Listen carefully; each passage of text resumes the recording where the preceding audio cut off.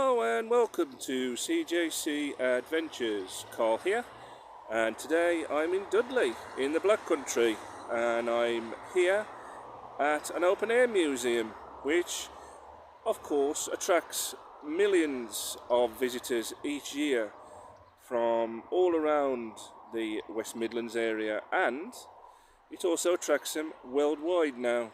Of course, it's the Black Country Living Museum, where buildings were taken down with original construction work, and the original bricks were placed here brick by brick, and each building has been placed here very carefully.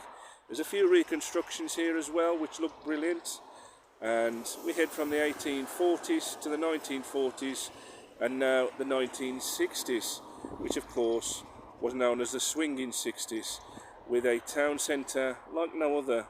It really is a brilliant place to visit, so we're going to take a look now. So let's go and see what we can see.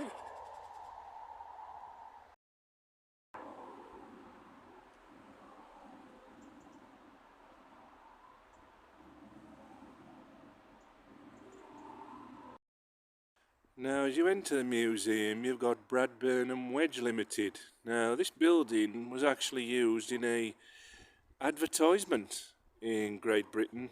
You probably won't see it abroad in America or anywhere like that, but it was actually used in a Bristol Street Motors advert. So if you look out for that and you see that, they probably changed the name now. It does actually say Bristol Street Motors, but in real life it's Bradburn and Wedge Limited.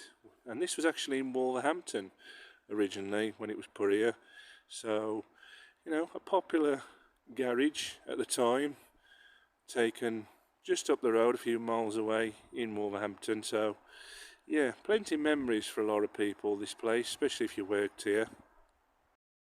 A lot of old classic cars in here. If you just take a look at some of them, you can sort of see what years they're from. That's got 1958 there on the tax disc or disc. But this is the Bradburn and Wedge as it would have looked in its original place. And they do actually do the cars up here. They actually fix them up and reconstruct them, keep them going, and they do actually drive as well. The car of the late great George Formby. Of course, he had plenty of it, didn't he? When I'm cleaning windows, leaning on a lamppost, and so on. Very cheery bloke. If you just look down there, you can actually see the number plate. FLB 506 Formby, maybe. But that's where he sat on plenty of ride out on his celebrity journeys. Buzz, as it would have looked, a 246 Stourbridge via Brierley Hill buzz. Puts you in mind, doesn't it, of on the buzzes, I'll get you, butler, you know what I mean. When you head round here, you've got these steep hills which lead you up from the entrance and into the museum itself.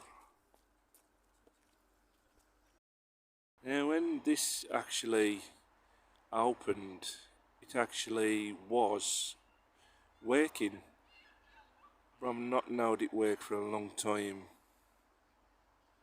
this pumping house. So it's like, yeah, mainly just a static building now really.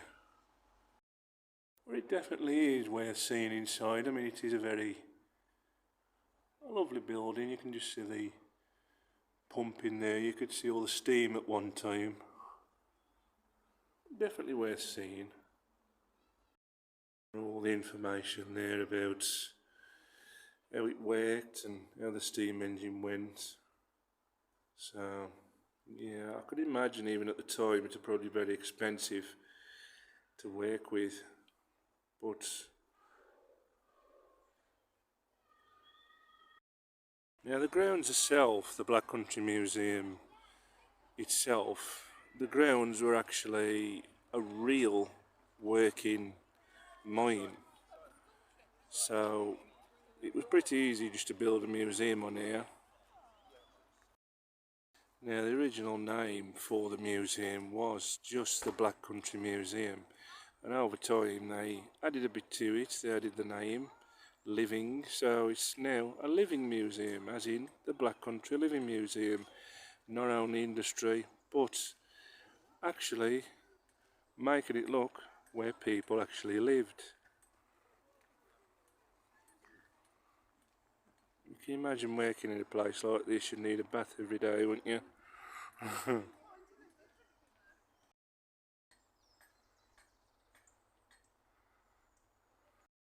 Looking down into the mine, this was actually the real part of the mine before the museum was actually here, and this would be used to bring up all sorts of limestone and coal, because this was what it was, a limestone mine. So when the museum took over it, it was just literally just easy just to make it into a mine, to show people how hard life actually was, which it was in those days. I mean, looking along and you look at all how busy you could imagine a place like this would be. Just coal, more industry, more dirt, more soot, and that was what the Black Country was all about.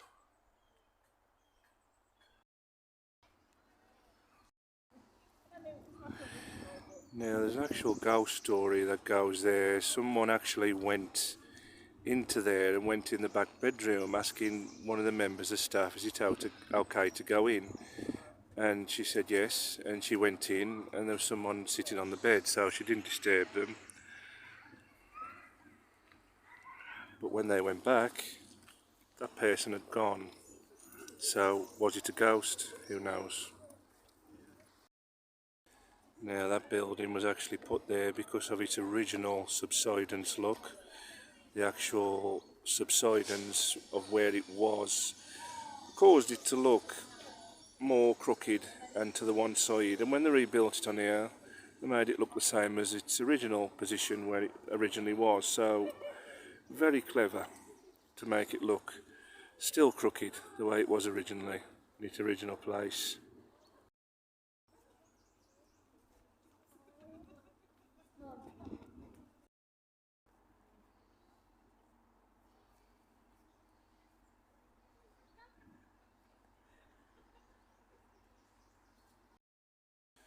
I mean, cottages like this, they would actually live in them. I mean, could you imagine? I mean, the running water would be in the yard if you was lucky. So it would be very strange to imagine living somewhere like this now, because that's more of a little extension now rather than your actual living house. Here's Joe H. Smith and Sons of Albury Limited, bit of industry.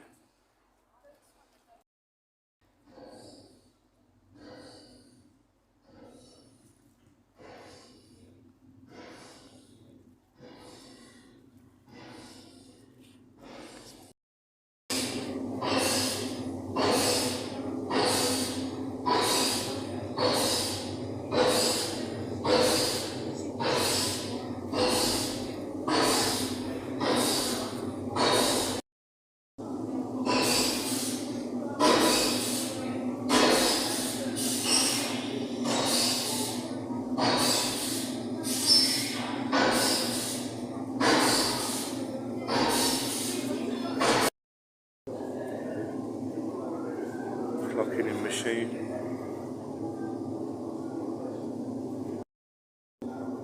This would be your lockers where you would put all your personal belongings. And this would be where you come for your break. Very basic.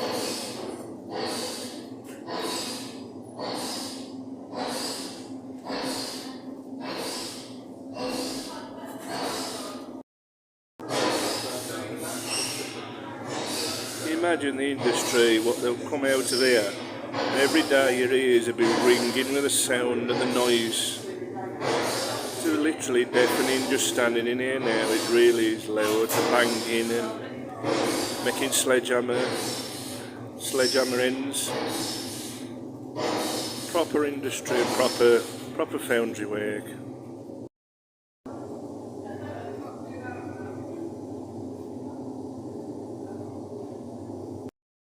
Definitely a common sight at one time. Chimneys, noise, smoke. And this is J.H. Lavender and Company Limited, right next door.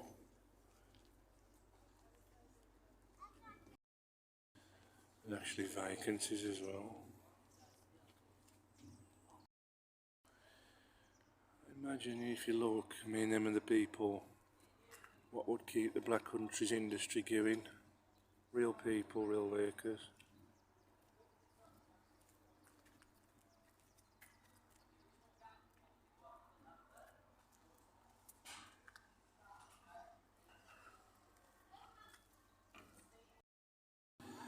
Now, Lavenders is a company that would make parts for motorbikes, and they are still actually going today.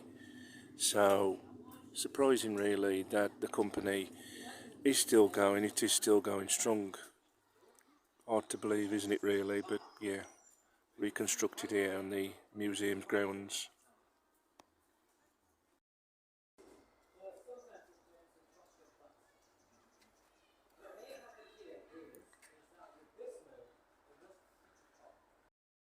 Nice bit of brick making.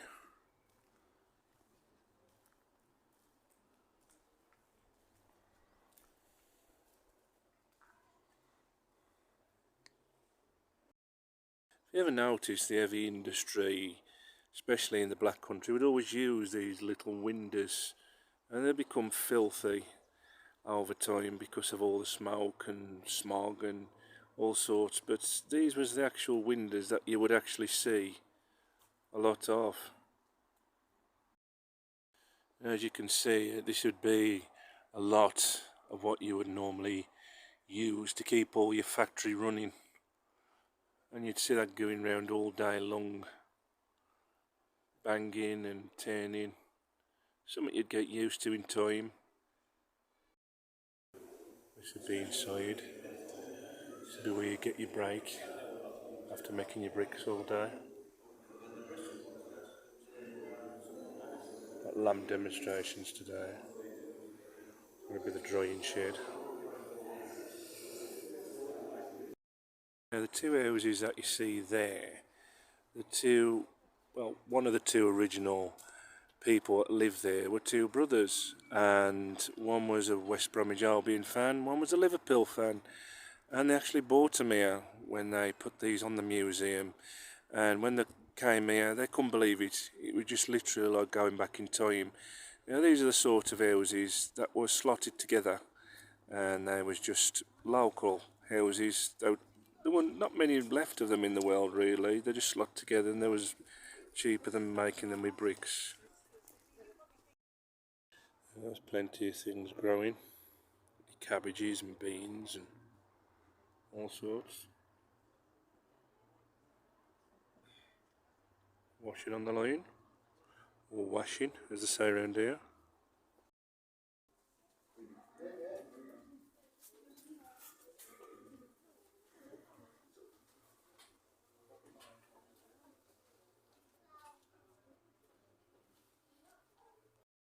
And borax soap and your toothpaste. People actually really lived here. Plenty of memories.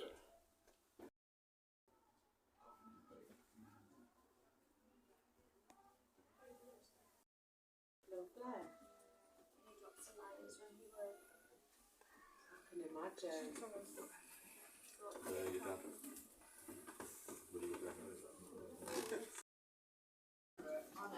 Oh, Clive! Oh, yeah. Maybe a view out the window. Have a record player. coming back, of course.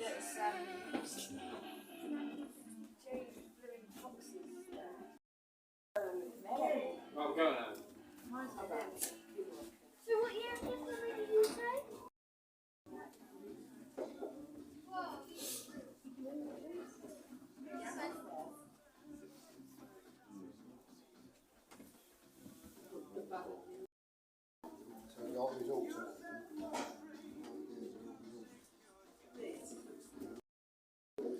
This is obviously where one of the brothers slept. It's a bit like the main bedroom, wouldn't it? He's actually a policeman what lived here.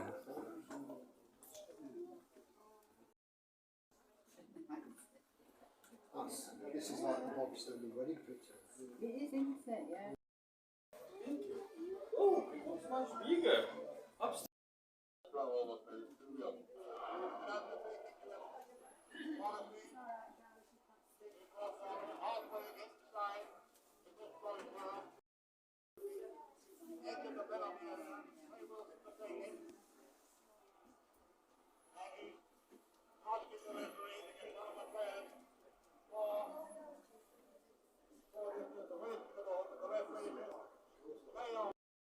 Oh, these are the stairs, you're going to go downstairs now. Pretty steep. Old phone, remember them? Dudley, says on it. Oh yeah, we didn't need 6. Then we've definitely got one of them. We've got Nice sitting room, mate. Tell you what it's not like. Yeah, tell you what it's not like. What's it kind thing? What's it here?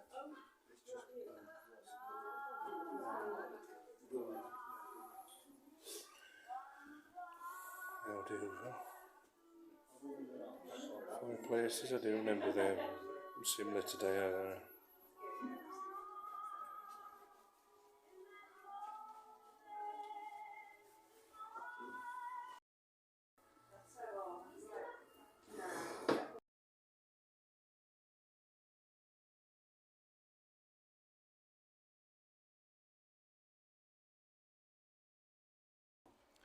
Now heading into the clinic, an appointment with a nurse.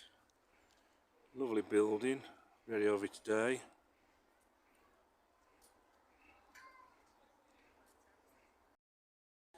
Now walking in here, it does actually smell like a traditional doctor's or an hospital. You got that disinfectant smell. It's marvellous, really is marvellous.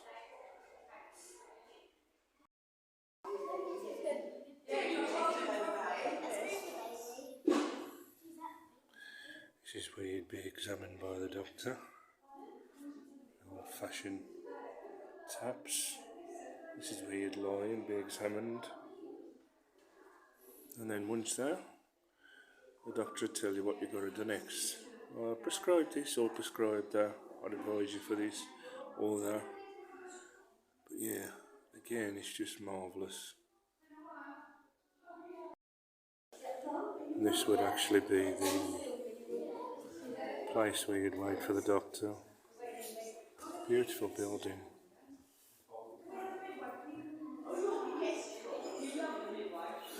Of course, you'd have the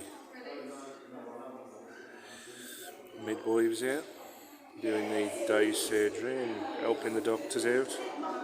Just like they do today, really. Plenty of tea and biscuits.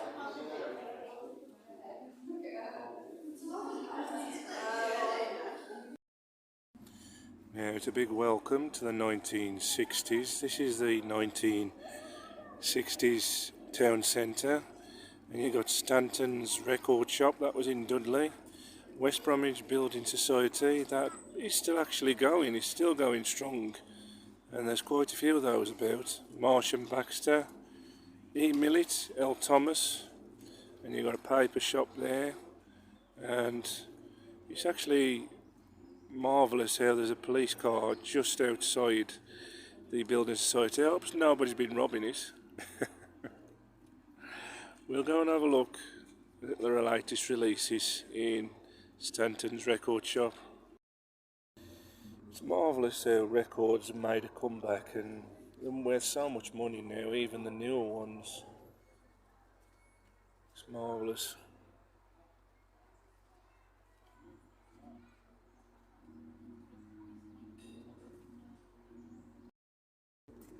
Still got the name Bush. It's still available, of course.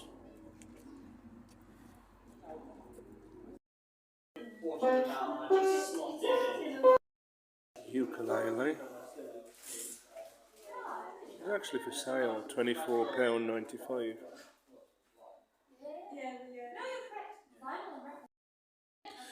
That's where you would listen to the latest releases. I would say that when my nail came down here, like I got stood right there and it ripped off. I mentioned there is still quite a few of these still available on the High Street, West Bromwich Building Society. Every high street you go on in the Midlands, you probably see one of these. A bit more up to date now, of course. And Marsh and Baxter, they do actually sell real pork pies in here. So if you ever passing by, do pop in and get a bit of something to eat. Pig's kidney. Not a fan of that. I do like mouse meats. A pig's heart.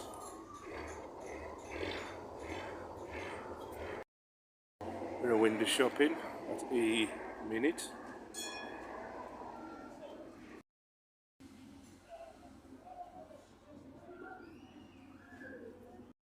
Well, if you fancy an haircut, there's also L. Thomas, or otherwise known as Thomas's.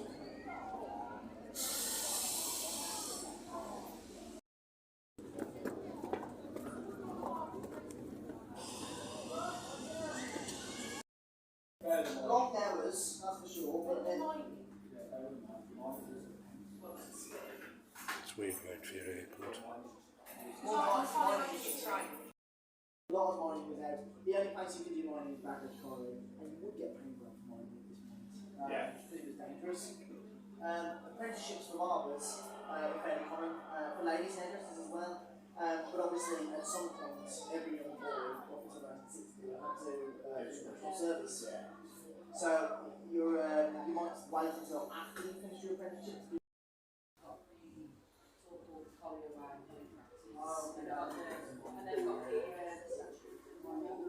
Collier as well specifically means coal miner, as opposed to collier is coal specifically. That's interesting. Thank you very much. Not a problem. Cheers. Now the newsagents that you can see there is actually still where it always has been in Dudley. I don't think it's a newsagent anymore, but the actual couple had no one to leave it to when they retired, so they recreated it here on the museum. And when it was recreated, it was exactly the same as the shop that you see today. It's in Wolverhampton Street in Dudley Town Centre. The shop's still there. I'm not quite sure what it is now, but I don't think it's a paper shop. But they've recreated it here, which is really nice. Now, during the 1960s, you had a lot of these crossings that would pop up. Now, they're still seen today all around Great Britain, which is fantastic. So, it's just a tradition, really. When you come to England, you'd always see a crossing like this. During the 60s, you'd see them pop up more than any other decade, really. Now, this is another reconstruction of Spring Hill Post Office. It's actually exactly what it used to look like, and it's just a marvellous job what they've done with it. I mean, even the windows, the old leaded red windows at the top, it's fantastic, it really is. But you know, with all the traditional things you get in a window of a post office, you don't see today, do you, really? You know, the board games and things like that.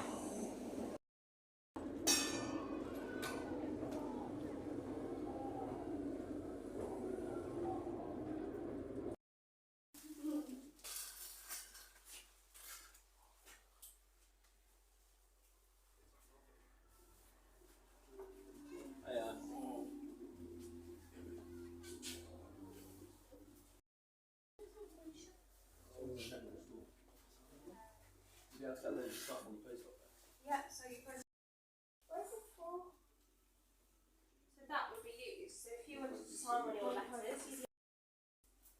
I'm sending my letter. Traditional Army and Navy store with all the trinkets hanging outside.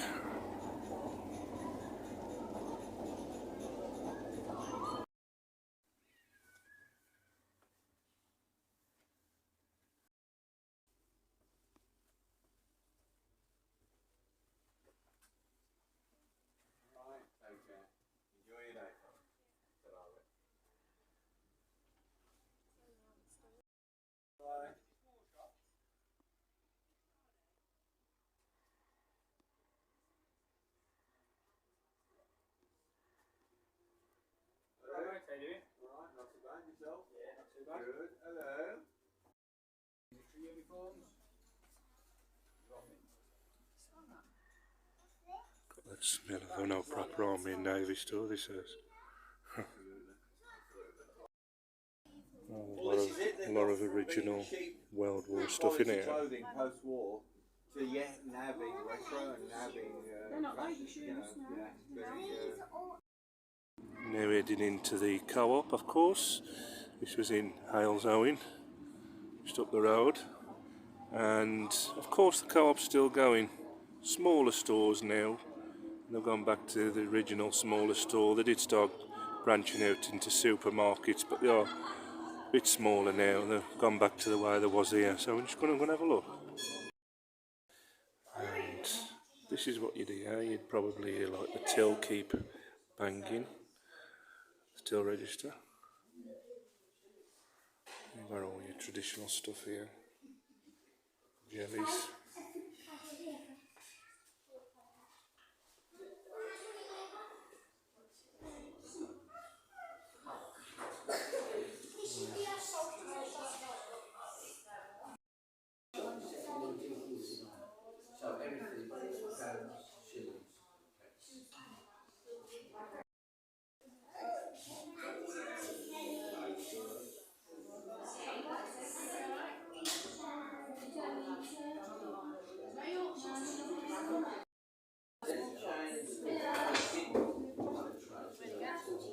Oh, co-op tea. After I had co-op tea.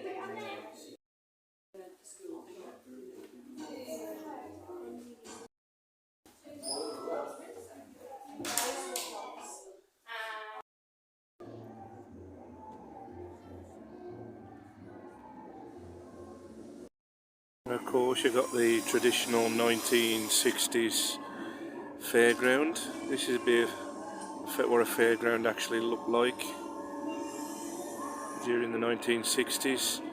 You get different people from different fair groups. Pat Collins was one of them, what used to tour the Midlands a lot. You don't see him so much now.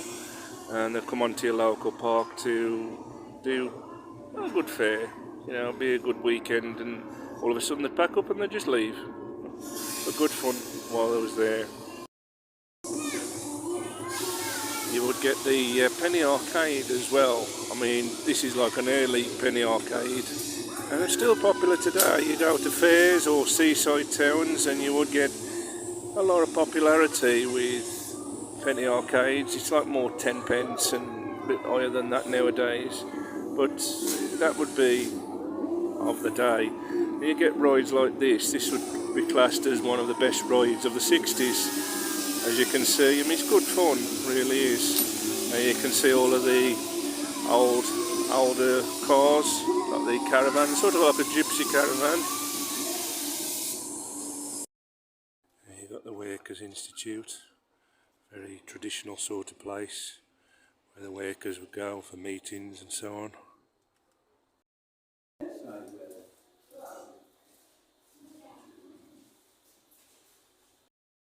That's a lovely building, this. Like a cafe now. They do nice coffee in here as well, so there you go.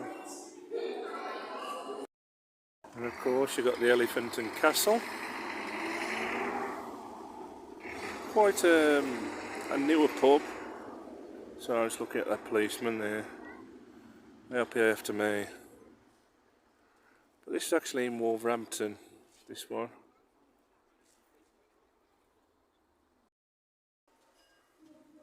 So you get on older pubs, you get the vaults, which would be like the bar at the time, which would lead you into the passageway. And you get the smoke room. Obviously that's where you go for a smoke, but these days of course smoking inside is banned anyway, so you wouldn't really get that today. If they actually built a pub today, they wouldn't call it the smoke room. It's quite a big pub this. It's gone upstairs to you. Those are the passageways. Got all the traditional shops. You got the radio shop, you got Preedy's cigarette shop, you got Harthill motorcycles, and just take a look down there. You got probably the most, well, I would say the most famous shop on here. Let's go and take a look. You got Hobbs and Sons restaurant. A restaurant, yes. A fish and chip shop, yes. And there's always a queue here, and they are very famous for the fish and chips. They are a bit expensive, but they are very famous. And delivered to the hype, yes, they're beautiful. So you've heard it from me first. And there's also St James's School. Originally was in Dudley, in St James's Road, which is still there today.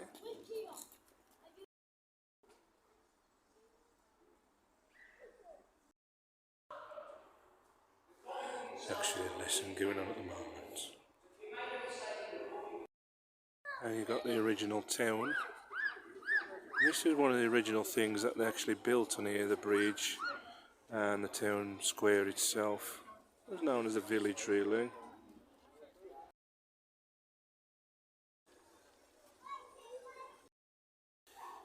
And you got the cake shop, what was known as the cake shop, if you're from around these parts like me. And next door you got the confectioner, otherwise known as the suck shop. If you look down there, you've got Wilshire's. Don't think them going at the moment anymore. Up to until a few years ago there was. There's actually one in Greatbridge and a few other places, but not actually going anymore. At least I don't think now. Limestone hardware.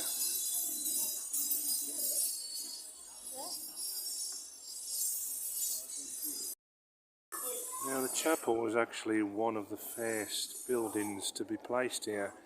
It was actually moved from Netherton, where they had the idea of getting the pews first, and the museum accepted them, then they accepted the bricks, and that's sort of where the idea came from, to move bricks from one place to another and recreate them here at the museum.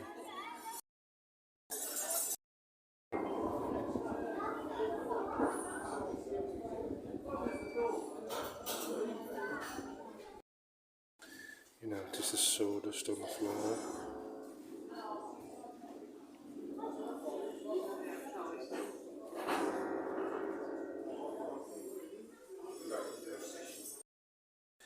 Now this actual street is known as Coppice Street. Now why it's known as Coppice Street is because the actual cobbles and drain cover was taken from Coppice Street in Tipton.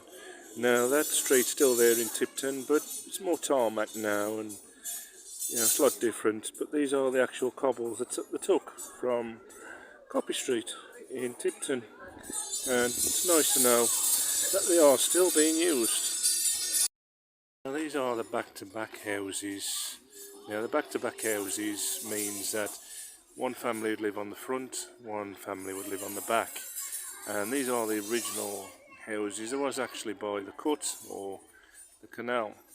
And next to it you've actually got the cinema, which used to be in Dudley. You can just see it there, which actually went bust because the actual original owner never converted to sound. He just liked silent film, so that's why he went bust. Sad really, not moving with the times. Now this is the Anchor Forge. Now this is actually seen on numerous occasions throughout the series Peaky Blinders, and there's been lots of scenes filmed here, so you might recognise a few of them as we go around. This is actually Charlie Strong's scrap metal yard in the series.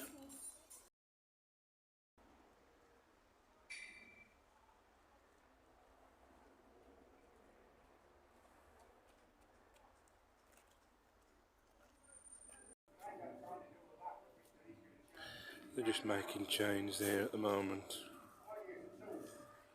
That's the chain making shed.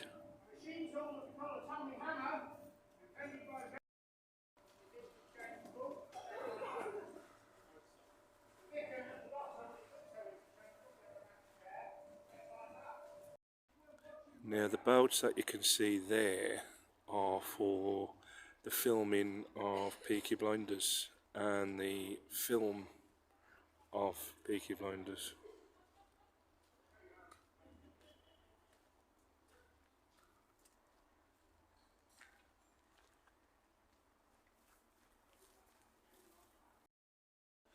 And what you see there is an actual prop of the gate, and you can actually see where it says Strong, that's Charles Strong Scrap Metal Yard, and that's the actual gate that they use in Peaky Blinders. I just take the original one off and put that one on, but that is an actual used prop. Yeah, what you can see there are the actual props. They are real barrels, and it looks to be like they're from the filming from Peaky Blinders and, as I mentioned, the upcoming film, because a lot of those crates do say Whitby on them. Now Whitby is in Yorkshire, of course, and I imagine those are from filming of Peaky Blinders film, because they do a lot of that sort of filming on here. So Tommy Shelby was here recently, and you can see what industry was really like by just looking at round here. But it's fantastic, it really is. Another one of them boats from the Peaky Blinders production team.